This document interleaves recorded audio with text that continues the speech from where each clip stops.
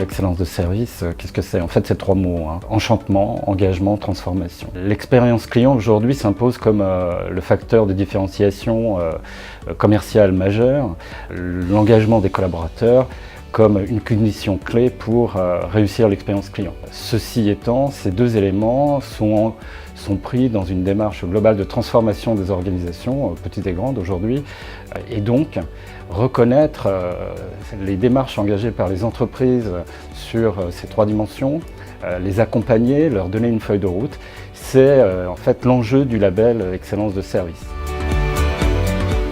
Le label a été co-construit par l'association Esprit de Service France, qui regroupe aujourd'hui plus de 80 organisations et institutions publiques, et AFNOR Certification. Le label peut être utilisé par tout type d'organisation, des organisations privées ou publiques, et les grandes entreprises comme les petites entreprises encore. Le label Excellence de service n'est surtout pas une certification. L'excellence de service n'est pas certifiée et il n'y a pas de standard d'excellence de service.